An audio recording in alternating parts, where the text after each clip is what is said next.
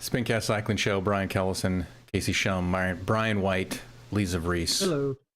Couple weeks off. We had work, family, travel, crashing one's bike. That's what I did. Indoor cycling. Who crashes? Yeah. Indoor cycling only. So I'll give you a quick rundown on going too hot into a corner that had gravel, and I was calling out that it had gravel, and my front wheel slipped out, and I was the only one to go down. Broken rib. The rib is doing a little bit better. Road rash. I sent photos to the people on the show and to my family and stuff. I have a bandage. Now, this might be a reckless speculation or a controversial take. I have been using like the Neosporin that's the brand name, but like a antiseptic or like a whatever. Triple antibiotic. Yeah, triple antibiotic or double antibiotic, whatever it is, because that was the recommendation from the emergency room doctor. Oh, keep it lubed up. And I've done that before where it kind of helps scarring, all that other stuff. You don't want to get a scab. And then there's the other people that say, oh, you should have it scab up immediately. Like you should have it scab up quickly. So I had no gloves. This, if people can see this, as you can see, gloves. Come on. There. Oh. So it's healed. It took about a week and a half. So it was 2 Wednesdays ago. The healing of the human body is pretty miraculous. The pain threshold is only temporary. The worst thing so far is the cleaning of the wounds. Yeah. The cleaning of the wounds of like the initial, like, hey, I'm like, clean it out because it's a rough road. I showed these guys the rough road. I'm on rural roads. A lot of gravel, a lot of raw skin. The second most painful thing now, or the most frustrating thing, is the healing and the itching. Mm-hmm. Like the top, this is just here because it's like, it's pretty much pink underneath. It's healed. It's protecting you from itching it. Yeah. So it's like it's almost like a burn now, right? Like it's like a raw burn kind of thing. Yeah. And this is like it's a very small, like, I don't know if I sent the raw photos of my first time taking the bandages off after the day, but my right palm is worse than my left palm, and I'm just using the ointment a little bit more on here to fight infection. One, the gauze is larger, but it keeps the anti-stick pad away from getting sticky and popping off. So it's not as large. It's about yay big on my palms, right? So lessons that I've learned: wear gloves if you ride outside. Oh yeah. Yeah. You don't crash indoors. That's the other thing I've learned. And blood on my bar tape is not a pleasurable experience. And so I rode home. So it wasn't as bad. I hit my head, but I had my helmet, so protected my helmet. I knew exactly what was going on. I'm going to be riding inside quite a bit now. So when how you far crashed, did you have to ride injured? Yeah, how far did you go? It was injured? Probably another, in miles and kilometers, probably another 6 miles. So was your first thought, is my bike okay? No. It's a basalt test. Is my bike okay? No, I don't care about the bike. My first thought was... Because that's the indication of whether your buddy is really hurt. If you're in a group ride and your buddy crashes, and if he goes, what about my bike? And that's the first thing he says, you're like, oh, he's not really hurt. He's good, yeah. Yeah, no, I did not care about that. My fear is fracturing my already repaired collarbone. So I was worried about this because I have a plate. Well, and my last crash. With your hands. Yeah. That's collarbone-itis. Yeah. So I went down, slammed, I think, right on my hip, and then because my hip has a huge bruise. Then I hit my rib while my hands and my everything, and then my head, kind of goes down because I have a little welt or a little bump or gravel marks on the helmet. I was so worried about just breaking something again because that's the thing I care about the most. Now, the bike flew over me, like I fell.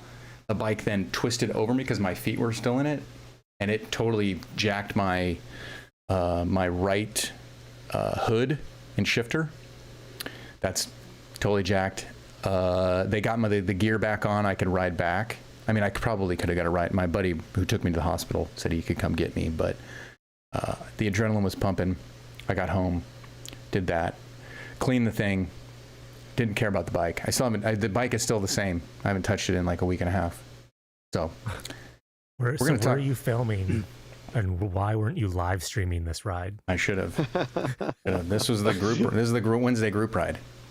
So Wednesday Always group ride. be filming. Yeah. So you about ready to throw your leg back over a bike indoors and start spinning again?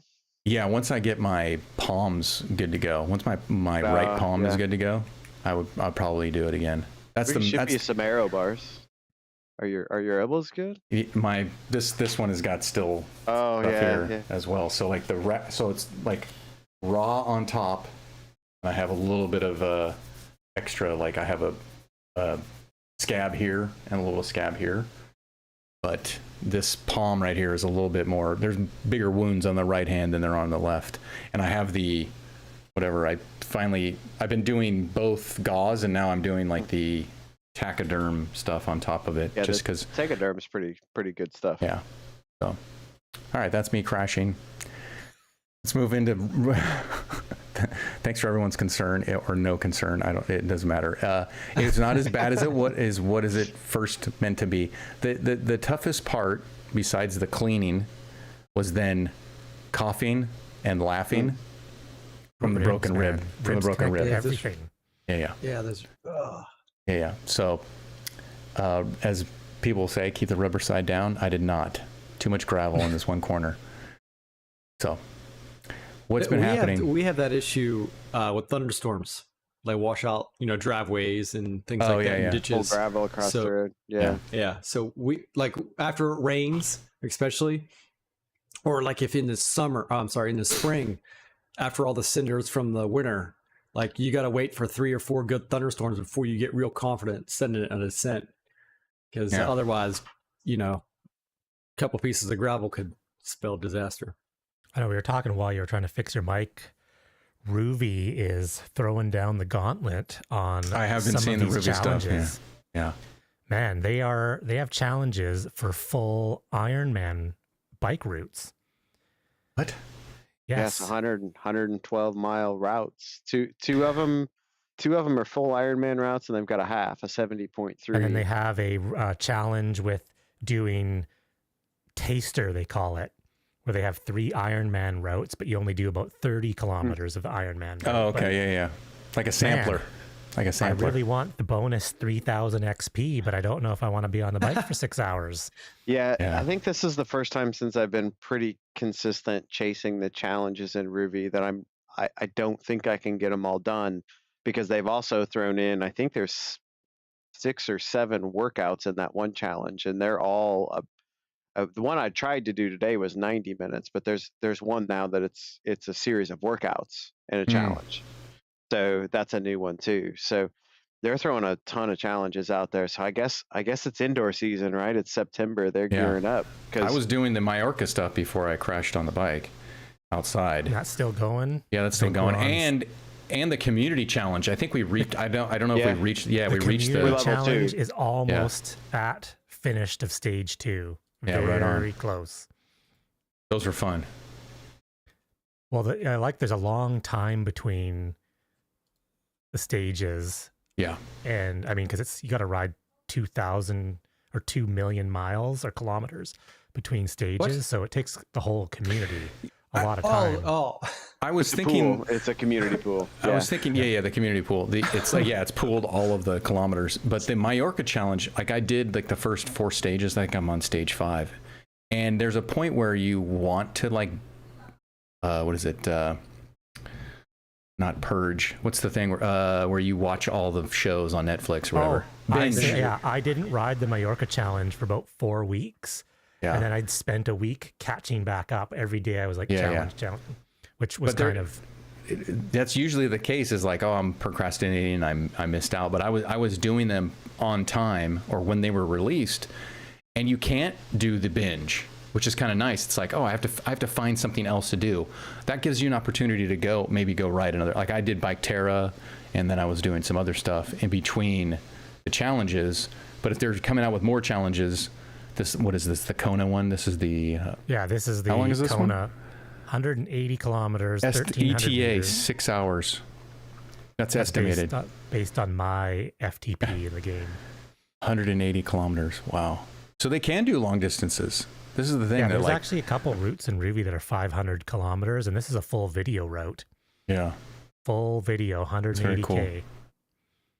Oh, and then I sent that other thing to you guys today. Victor Kapanarts, who was a part of the Vuelta, he had to abandon, but he did an event today on Ruby, and I was watching some of that, which was kind of cool. He had about 150, 180 people riding with him. Yeah. The other thing that a lot of people were asking him, like, hey, you know, they were pretty point blank, like, why aren't you on Zwift? Why are you on Ruby? And he was saying, hey, now it's obviously they're sponsored, but I think he was saying that, like, hey, I can do real routes. I can ride this stage. I can recon. From a pro's perspective, Ruby seems to be the landing place for people because they can actually landmarks. Yeah. You get actual real life landmarks of like, hey, there's this orange building right when the climb starts. I'm going to attack at the orange building. And then you go to the real race and there's the orange building. Yeah. Well, and I think that's useful for real people too. So let's back up a couple weeks because I don't think we've talked about this yet. With Ruby, I rode the Alp in Ruby, which is one of the new, I forget what they're calling it, but by sometime in October, we are supposed to be able to load GPX files to build a route in Ruby, right?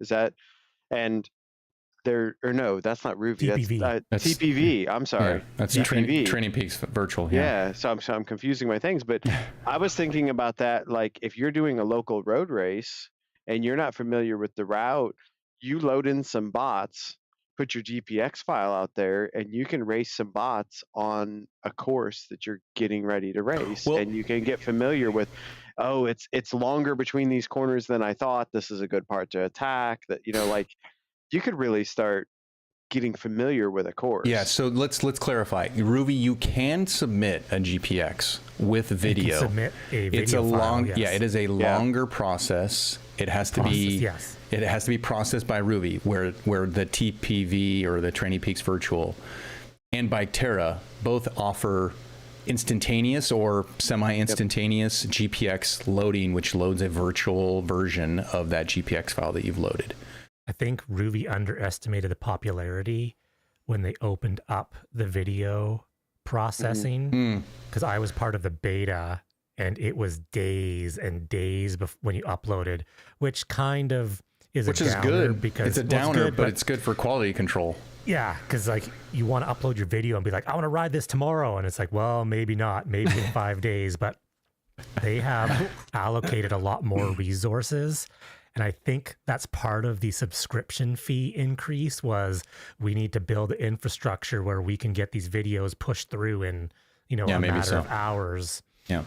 And if they're doing that through, because I deal with this at work too, if they're doing that through a cloud type process, whether it's AWS or cloud, something like that, they're paying for computing power, right? Virtual computing power. So if they open that up to move faster, there's going to be an additional cost because they're basically paying for how much they compute.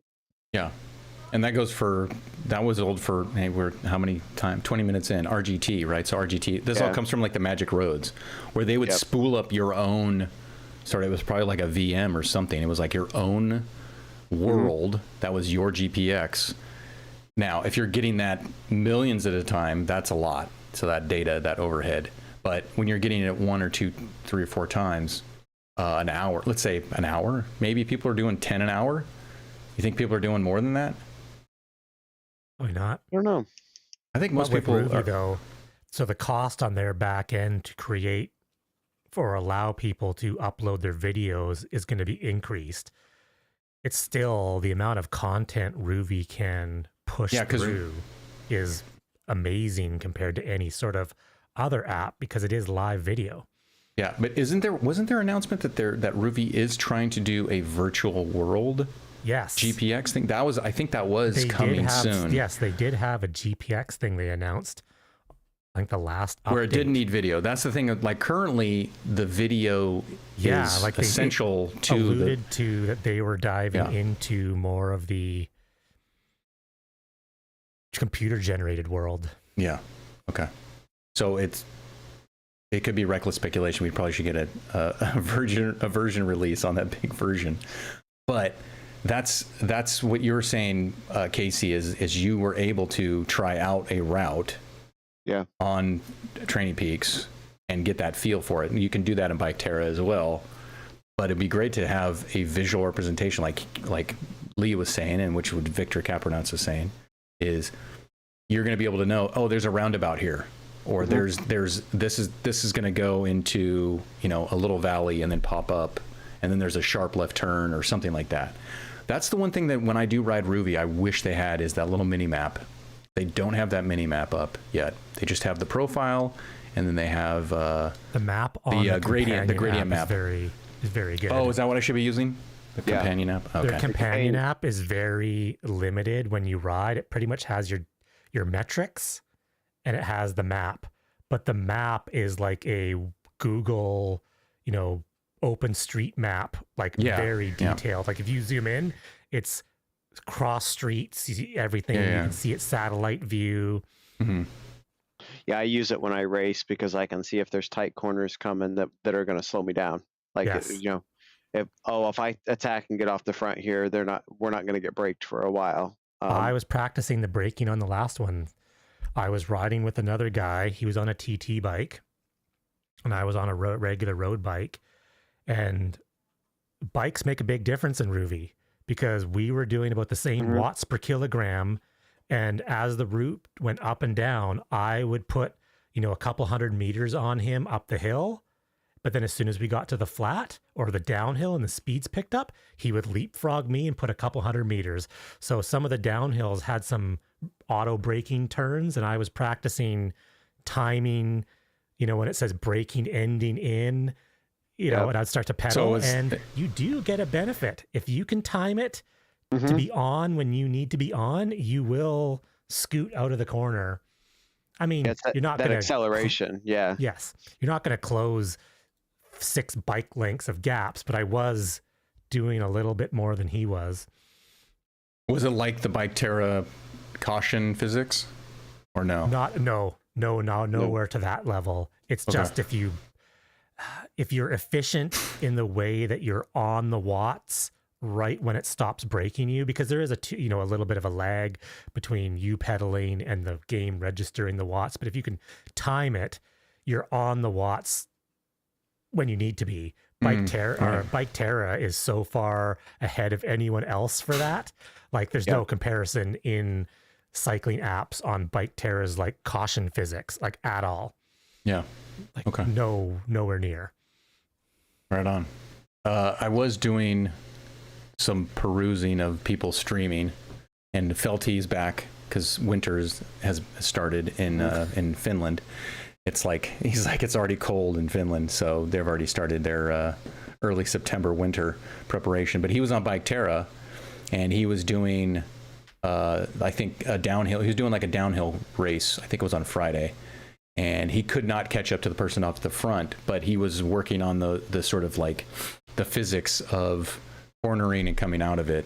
And there is that sort of lag. That's why, like, I would love to see more platforms adopt the direct connect or the race mode to see how that can affect people, because this is something where like you're having to gauge, you know, that you're seeing the braking, because there's a countdown. And the thing about Ruby's braking system is it tells you when it's done braking, which is a cool indicator, where it's like, oh, you have 5 seconds, 4, 3, 2, 1. Yeah, at like if you 2 start seconds. pedaling at 2 seconds. You should catch up, and the data should be being sent back into it, right? And so other games are probably not doing that.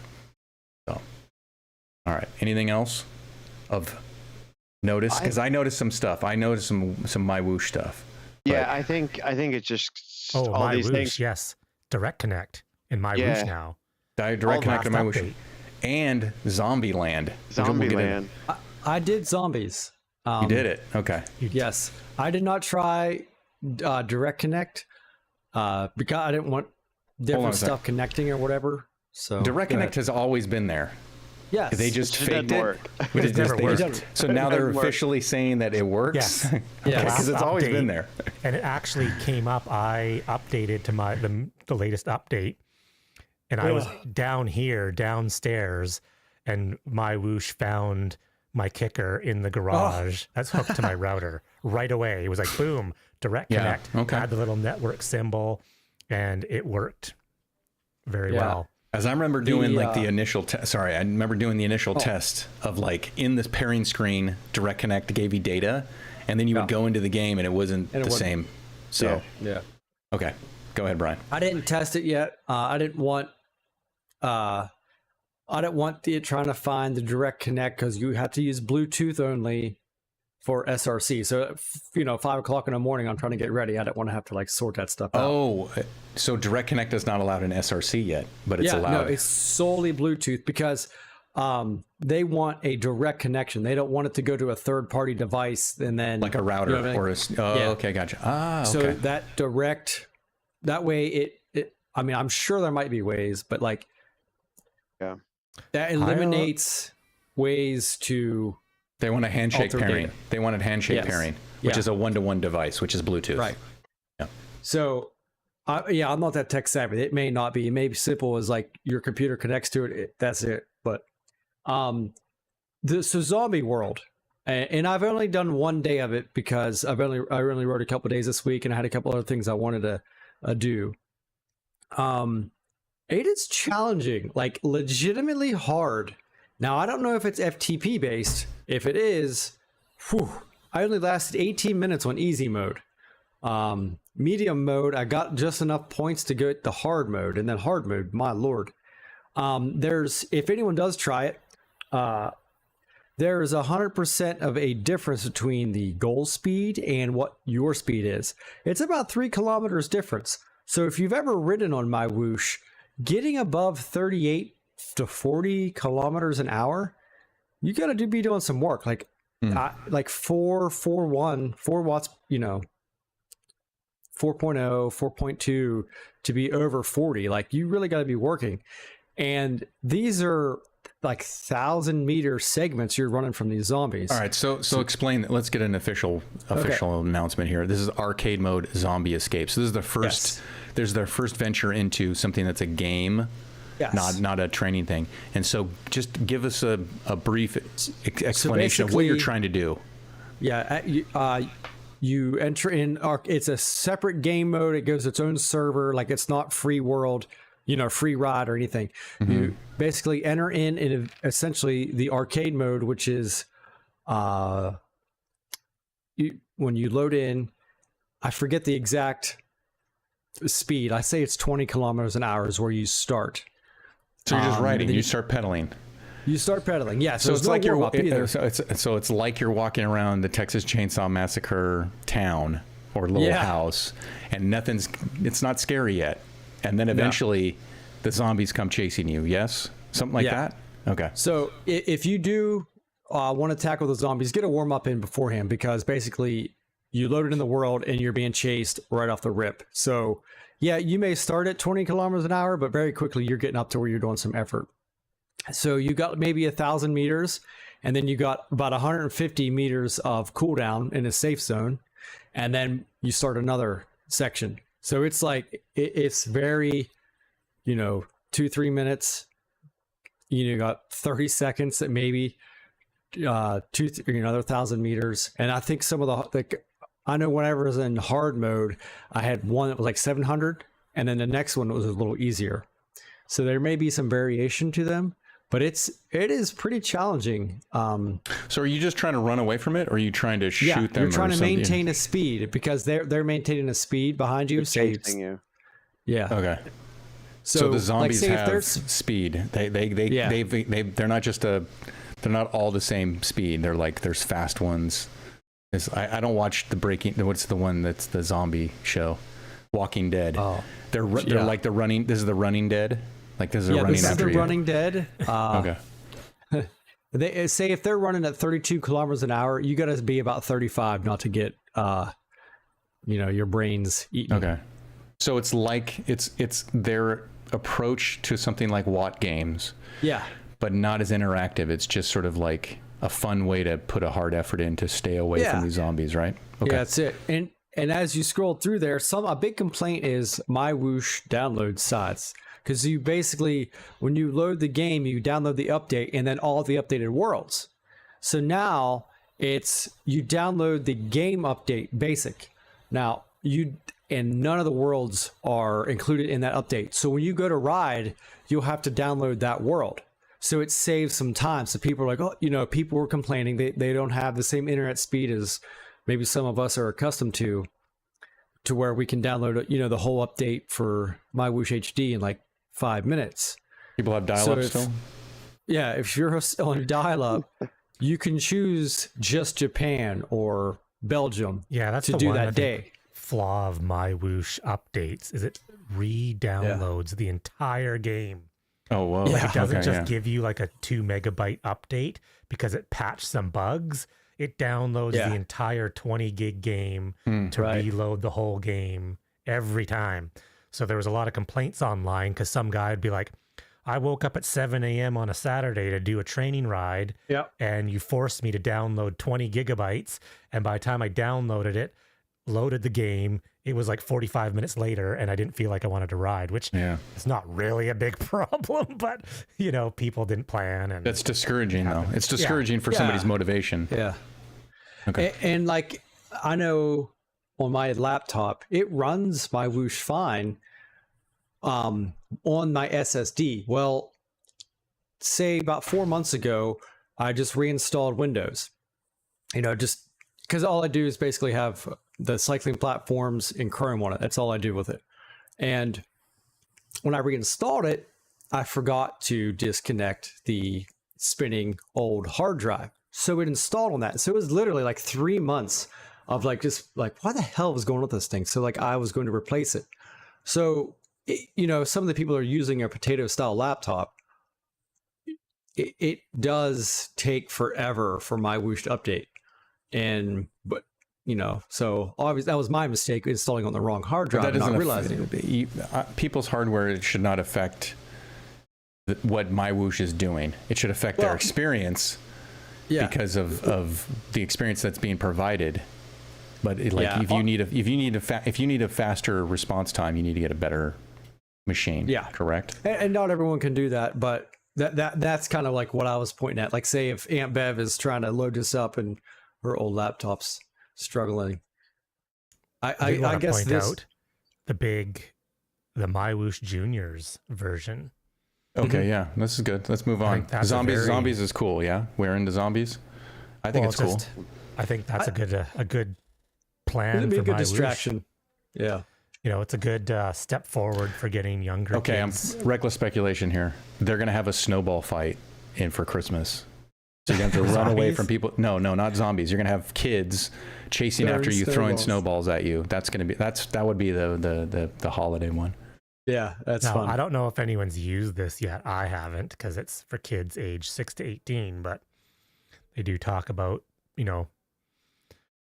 better safety and privacy settings for kids to be using this, which I think more and more kids are getting into the indoor riding. And I mean, there's no gravel. There's no gravel inside. Yeah, crashing. And I mean, Zwift and that has a very robust set of no words that will get you shadow banned. So I think having a there's no real administration. I don't think there's any true administration. It's auto administration. It's nice to kind of have the two things separated, because maybe adults should be allowed to say no words in chat and not have to worry about kids hearing or seeing these words. I agree. Also, it's a safe space it's also comforting for the parents of those kids. Yeah. So it's good. And I do remember seeing something about a couple of features are not available. Because I saw a Facebook post, but I can't remember what it was. I was quickly scrolling through. But there are a few things that are limited.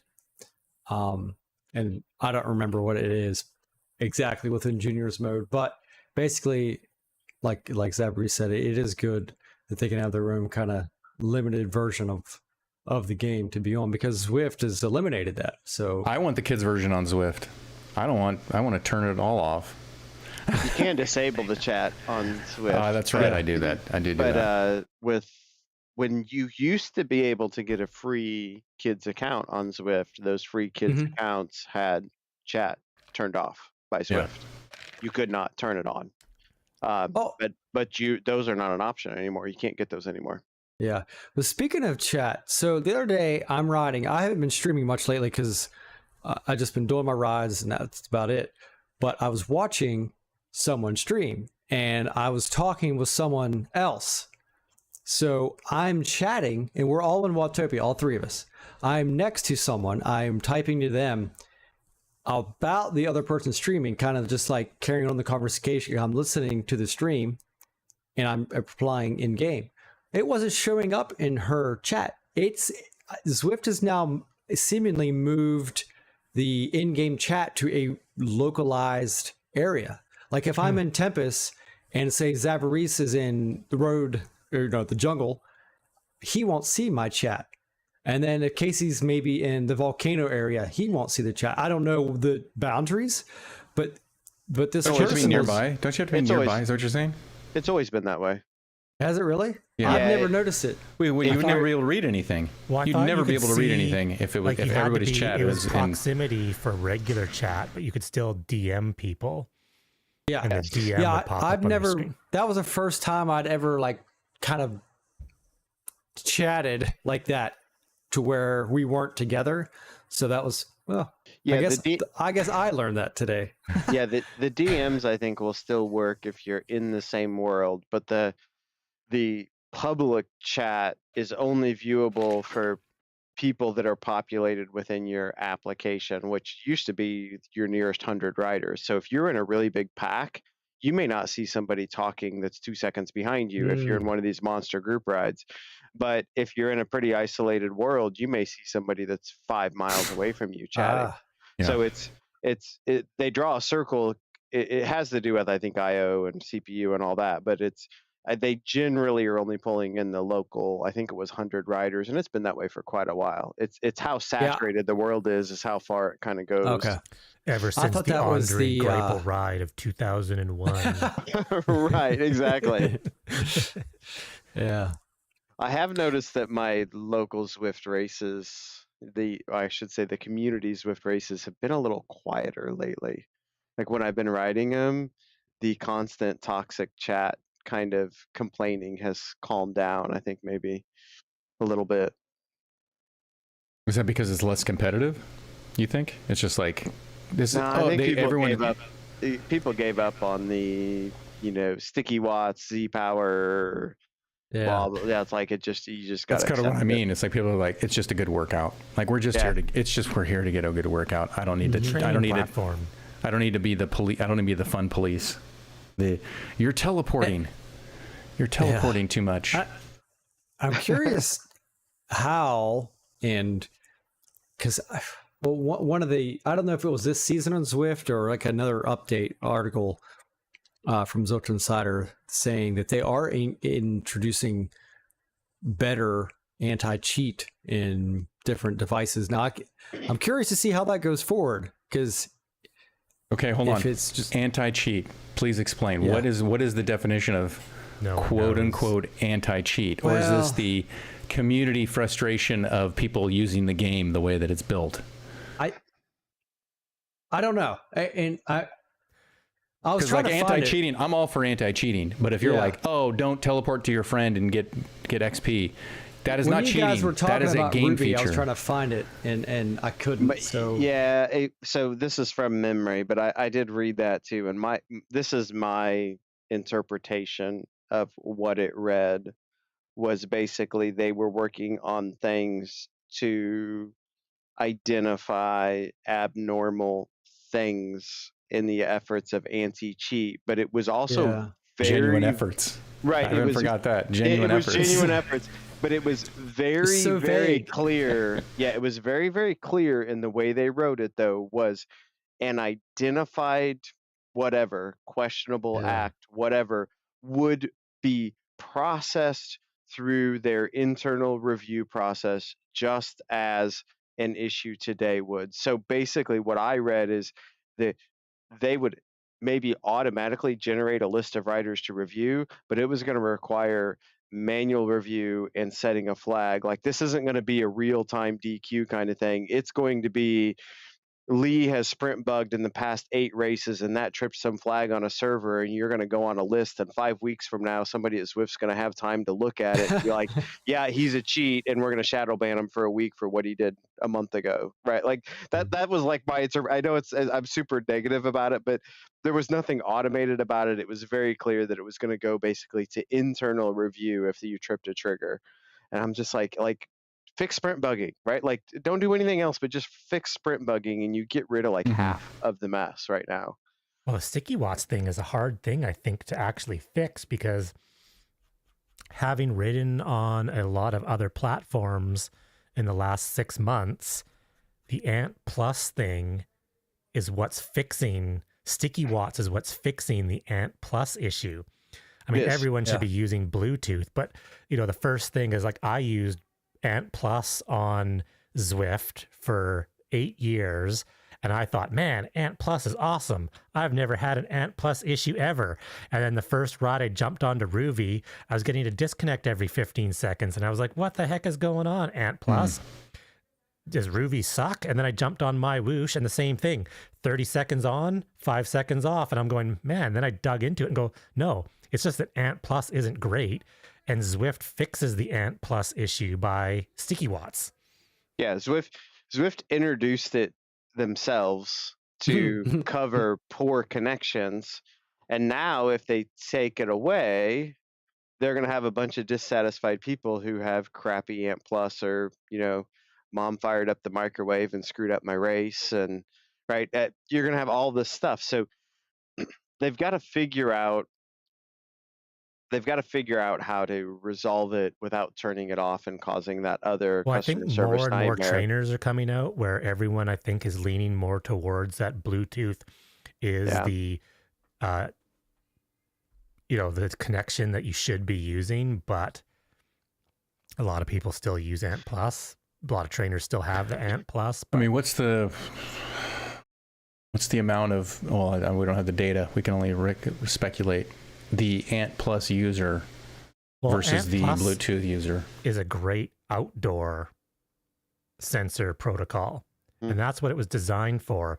Bluetooth actually makes locks. Yeah, it's a handshake. It's a handshake. Yeah. It's one device to one device, yeah. The sensor just sends out the broadcast, the sensor data into the, like, if you're in a group, because I've done this on group rides, if you have a group ride where one person has radar, the Garmin radar, you can all connect to it. Yeah. If you're within 40 feet of the Garmin radar, you can pair it to your Garmin head unit, and everyone's got radar. Everyone knows when the car is back.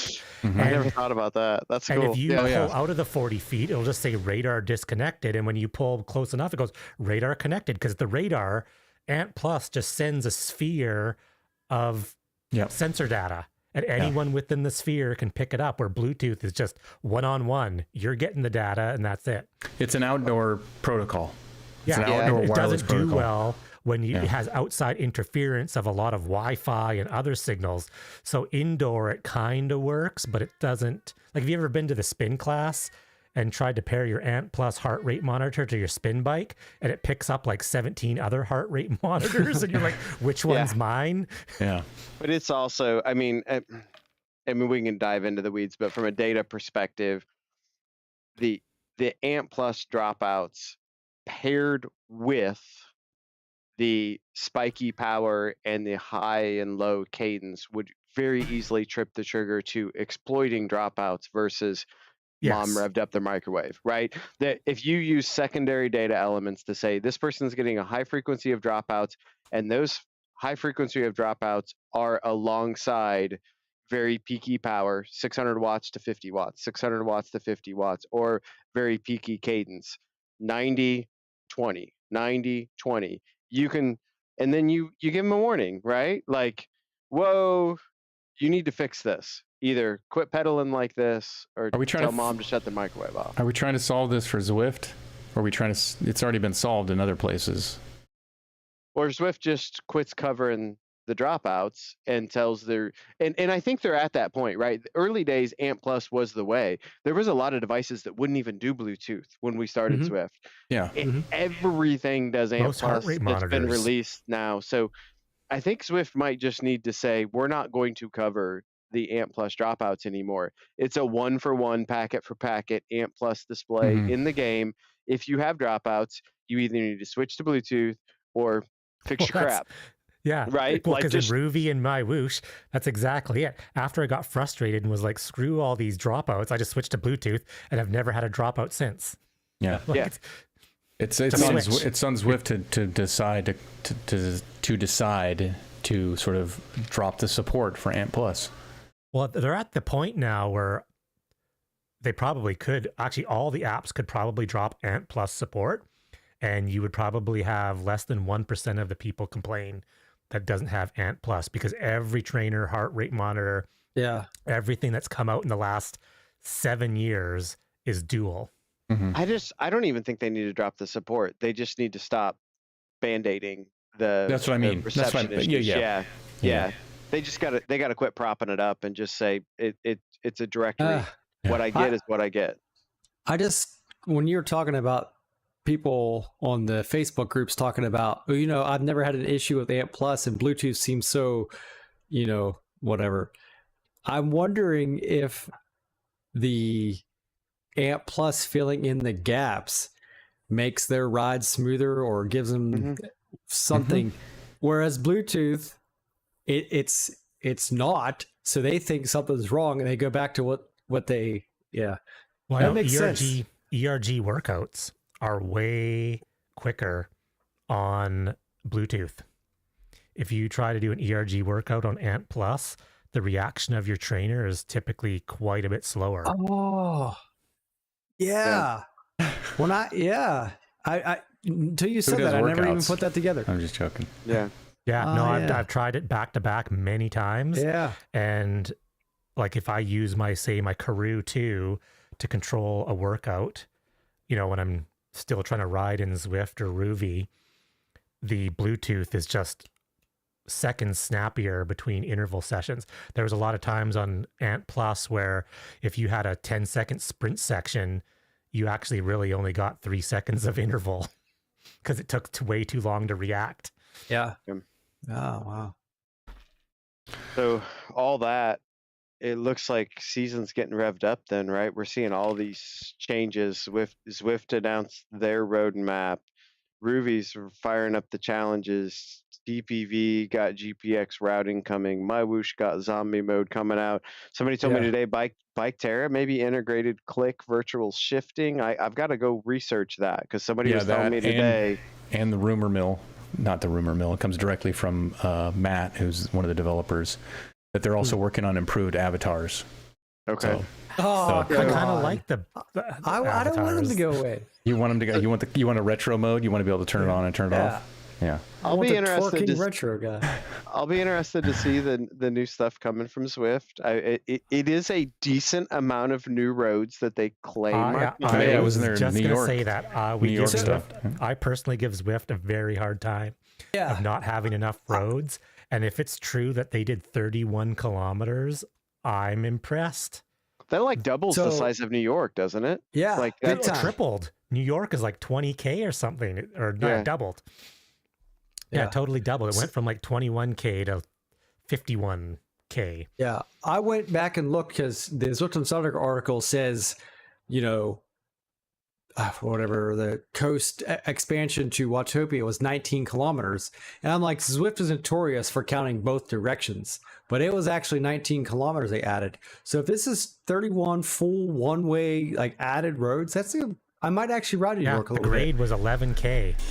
The grade in the 11K. in the Crab Shack area. So Yeah. I'm eager for that. I mean, that was a good change. They've got a few nice things in the game now. The pairing screen's different. I haven't adjusted to it, but I mean, like it just this. You can tell the season's starting, right? Everybody was queuing these things up over the summer, and they're starting to drop. And dude, I've noticed because I don't have a Zwift subscription, so I'm not in Zwift daily. So when I do read an update, I go, "Oh, that's decent." because I haven't had like the Zwift monotony day in, day out, where I was pretty pumped for 31K of new road. Yeah. What I noticed, Casey, you have a different It's still pairing not screen than I enough, though. do. Really? Yep. I didn't notice it until I was like frantically getting ready to race. And then you checked something, like you were having that issue. I don't even know what you were doing. Well, my pairing screen is different than yours. I that's really Yeah. weird that My pairing I don't screen know. changed this week, though. I think it was the update. So I was out of town all Was week. it the Core 2 and- pairing screen? The Yeah, it fancy was Core 2 one? it was the special V2 pairing screen. I don't Yeah. think that's what it was, but it was the update this week. I did not have the pairing screen prior to this week, and I've had the Core 2 for 6 months. So we'll get into that in a Yeah. second. But when I got home from travel this week and jumped on Friday, it's like when you click the button to pair now, it doesn't come up with the old list. It's a new list that you filter by like, I don't remember what it is. You can select all, or you can select like recommended. And from what I can tell, my recommended list is something that I've already paired in the past. Yeah. Right. So like I'm- my known things come up on the recommended. And if I need to pair something new that I've never paired before, I have to click on all, and it gives that's me a bigger handy. list. And my recommended like will only show it only shows my core That's good. from the Wi-Fi connection, not the Bluetooth connection. If I want the Bluetooth connection for my core, I've got to go to the all screen because I've never paired Bluetooth. So like my Ant Plus stuff's all behind the scenes because this is all new this week. So, and I'm not using Ant Plus. So I have an Ant Plus device on my machine, but they're not popping up there. There's a science behind proper pairing screen, because I used, before my crash, I was using Training Peaks to do I was doing the new whatever the Georgetown stuff, doing that little loop and stuff. And I had an issue with Direct Connect for some reason, which usually happens all the time. Is Direct Connect is awesome, and then when it's not awesome, it's not awesome.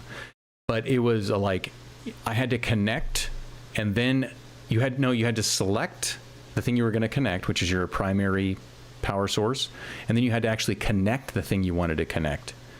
Is that the same as the new Zwift one, where it's like you open it up, it gives you a list of everything that's available, and then you select the one you want, right? Or is it just a check mark, or is it like you have to like select? It's like open to open. Yeah, it's like when you click the pairing, it'll auto pair to your last devices like it used to always do, right? If you're just in the generic pairing screen and all your devices are on, it'll just pull them and move on. But if I click on the thing to pair a power meter, the first thing that comes up, it lists the recommended, which are things that I have previously paired. I believe. That's cool. That I like. And I just click a check mark next to the one I want, and it highlights that row, and you click OK, and then it goes off and pairs. So it's not dramatically different, but I think it just filters some of the noise out a little bit. Yeah, which is good. It feels a little less clunky. So because I know you and I have a lot of devices. We try a lot of different things, and sometimes you're like, what is this? What's the serial? I don't remember the serial number. You kind of remember. You're like, oh, is this like I have my trainer. Yeah. I have my kicker is like like 50,000 ID, and then I have an old Ant Plus that's like 9,000. So it's like really low. Those are easy to identify, but I have like stages that have different serial numbers, 2 different stages, power meters. Yeah. It's nice to be able to like, okay, these are the ones I primarily use. I just want to jump on and do a ride. The recommended or holding on to I want to keep pairing. And then like, because with Brian, he has to pair certain things for SRC that needs to be certified. And you need to make sure you're selected to the one thing you're selected on. That is good. That is definitely a good thing for Zwift to do, because I did have a little issue with the Training Peaks, but they do allow you to connect. They give you a list of primary, secondary, cadence, heart rate, and then they have the secondary device. So they have like 4 zones for like a core. You connect your core or any other sort of like body metric device, and it'll remember those. But it's a little convoluted sometimes, and hopefully maybe they can glean from each other and go, oh, this is a little bit more streamlined. So I'm loading up the Zwift right now, and I'm on update 1.97, and I don't have the fancy Casey. Because you're on the blacklist, buddy. Yeah. You're on the blacklist. It's the Core 2. They're like, he's got a Core 2, so we are gonna like. I don't think that's it because I've not had this screen until this week. So yeah, so a lot of hardware coming out, right? Is that we're almost at an hour. Yeah, the Core 2 is the new thing, right? That's been the hot topic this week, it seems like. There's that, but then there's also the announcement from Zwift, because there was that press release, which they don't do press releases very often, about the Zwift Games or Zwift World Series. You know how they've stopped the elite verified racing? They're going to have community Zwift Games again after the first of the year. But it's just community. There's no verification stuff, right? What? Look at this guy. Come on. All talk. Oh, I don't have the new one. Now he has the new one. This is me, Sharon. Oh, this is you. Okay, good. That's Casey. So the cool thing the cool thing here for people that are that are just listening to us, it's a pair device. There's a recommended tab and an all tab. That's a good feature. I like that. That's clean. Yeah, I got the old. And it shows you the little icon. I love how it sees the little icon. So you know you're on Wi-Fi, you're on Bluetooth, or you're on a little Ant Plus dongle. And then what is the... Yeah, I know. Dog is behind me. And I hear a cat in the background for somebody. What is the green little connection device? That's my Durcon on the new Kicker Core V2. This is Durcon for that. Oh, so but what does the green mean? Like the Durcon, it's like a little... I'm assuming that's online. Ethernet jack. I don't know. Oh, is that okay? Yeah, I'm not sure. It doesn't have the batteries though. Doesn't show batteries. Doesn't show batteries. Correct. Yep. They don't want to show batteries. They don't want to help people out with their rechargeable batteries or their what is it? CR2032 batteries. Their coin batteries. So that's Oh, there it is. Okay, so this is my. You notice this little icon here. So like a trainer. We're not sharing this with the world. So, but there's a little icon. The V2 is a Bluetooth bridge now. So this is actually my heart rate monitor through the trainer. See, it's a little trainer icon. Mm-hmm. If I actually turn on my heart rate monitor, it'll pop up a second time here of Bluetooth Direct. So it'd have a Bluetooth symbol and a bridge connection. So, but anyway, yep. I wonder if, let me question Hey, I for like how it even says the Wahoo on the trainer on that. Mine definitely doesn't have that. I'm telling you, it's the V2 special edition. One last question on the pairing thing. The recommended is what Zwift is recommending, or what you are recommending for you to keep in your like favorites list? I've not done anything to put anything on my recommended list, and my recommended list seems to be only the things that I've paired since this version update came out on Friday. So I'm assuming, and I know Zwift has always done this. Zwift keeps like a little log file on your hard drive of the devices that it's paired to in the past. Yeah. So I'm assuming recommended are things that you've connected to in the past. It's known devices. Gotcha. That's my assumption. Seems, well, we're at the top of the hour. Anything else? I do want to give Zwift credit for something, because we do rag on Zwift a lot. So we all ride different platforms a good bit. Now, granted, other platforms are starting to use the plays and clicks for different stuff. Oh, but yeah. Go ahead. having the controllers and having the little split timer where you can, hey, start a new thing, and you have that data right there on. No other platform has that. And I've found myself using that a ton, where I never thought, I thought it was kind of a dumb thing. Okay, whatever. I've actually come to use that a good bit. And that's something that Zwift, it was so minute. And yes, it was probably 8 years too late, but having the controllers, it really, like if you're doing say you want to do 10 minutes at 320 or, whatever number you want to come up with, boom, you click that, it stays right there, shows your heart rate, and then shows I don't know what you're power. talking about, by the way. It's basically a lap feature. You can pop up a window on the side. So you this can is reset software. your lap.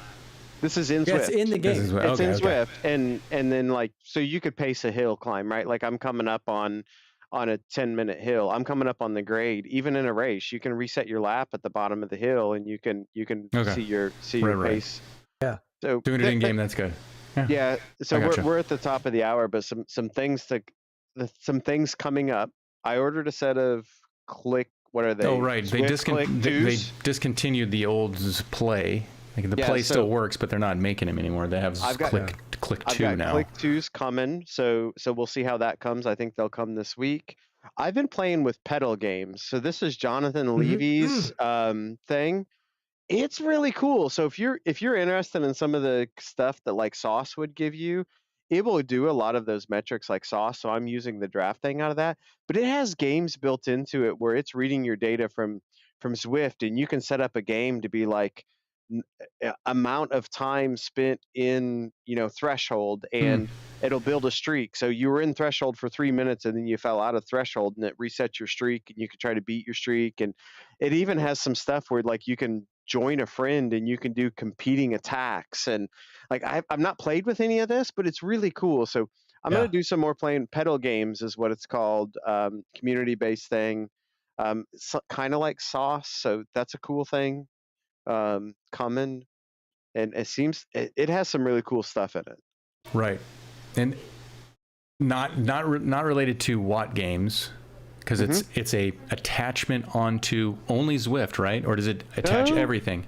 So I don't know that it's fully integrated with the others, but if you go to the sources screen, it has TPV and Ruby and all those listed. I tried it on Ruby and it didn't connect, but I haven't tried to debug it or anything like that.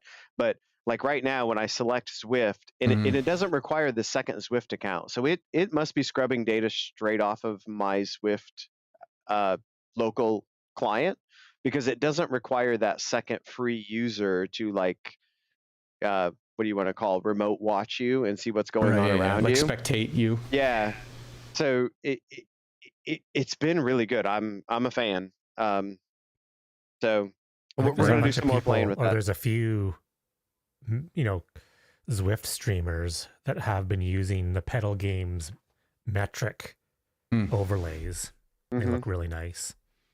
Yeah, like one of them's just like Bike Computer, and it literally puts a thing up on your screen that looks like a Garmin with cadence and power and all that. So if you wanted to turn off your HUD and just put your own little Bike Computer up on the screen, like just stuff like that, little odd things, distance to finishing the route, and climbing metrics, and VAM, and all kinds of random stuff like that. And then like I said, it's got the games built into there. Like the one that was really cool for me was like staying above target with your heart rate under a target. So it was like you have to stay above 250 watts, and when your power goes over, or when your heart rate goes over 150, that interval's over and you have to slow down, right? And then so it's like it was some odd stuff like that, and there's 24 different little game modes like that in there, that it just puts an overlay over Zwift, and it's chasing a workout or something like that. So just some cool stuff to check out. Okay, well, we can touch on it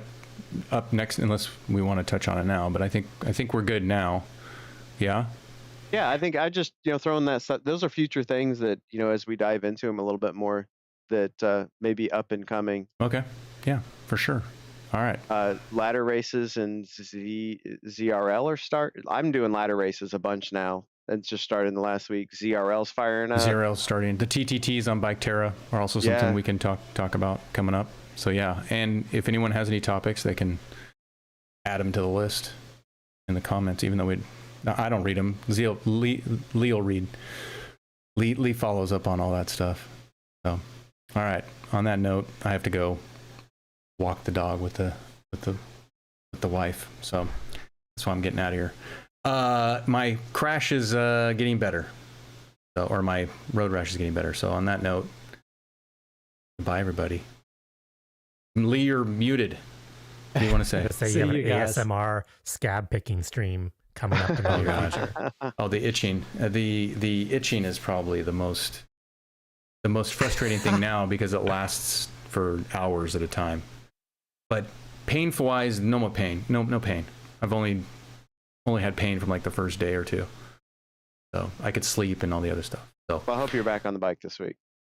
I'm going to try to get on the bike this week. I have to take my bloody bar tape off my road bike. I'm going to put that on, get back on there. And so hopefully I can get back on and stream, and we'll have some more stuff to talk about from personal perspective. Okay, on that note, everybody, thanks for hanging out with us. Have a good one.